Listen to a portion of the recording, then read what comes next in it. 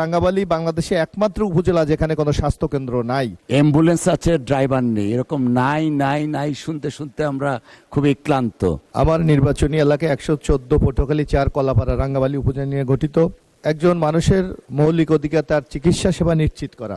কিন্তু মাননীয় স্পিকার, আপনার মাধ্যমে আমি উত্থাপন করতে চাই যে কলাপাড়া এবং রাঙ্গাবালী উপজেলায় আমাদের যে ইউনিয়ন স্বাস্থ্য কেন্দ্রগুলি আছে, বিগত 17 বছর এখানে কোনো উন্নয়নমূলক কাজ হয় নাই, যার কারণে ভবনগুলি অনেকটা জরাজীর্ণ, ব্যবহার হচ্ছে না। তাছাড়া কোনো স্বাস্থ্যকর্মী নাই, যার জন্য জনগণ স্বাস্থ্যসেবা থেকে বঞ্চিত হচ্ছে।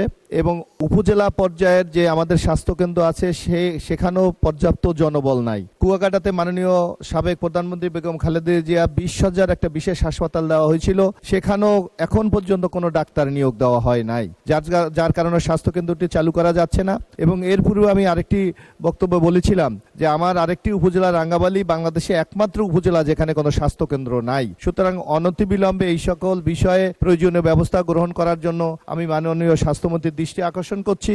এবং জনবলের কারণে মানুষ স্বাস্থ্যসেবা থেকে বঞ্চিত হচ্ছে, অতি দ্রুত সেখানে যাতে জনবল নিয়োগ দেওয়া হয় তার জন্য আমি দৃষ্টি আকর্ষণ করছি। আপনাকে ধন্যবাদ। মাননীয় সদস্য, আপনাকেও ধন্যবাদ। ইউ আর প্রিভিলেজড, আপনি আপনার কনস্টিটিউয়েন্সি সম্পর্কে বলতে পারছেন, আমি পারছি না।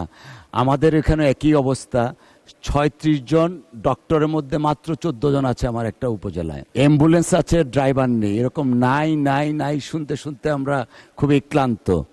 এনিওয়ে, ধন্যবাদ আপনাকে।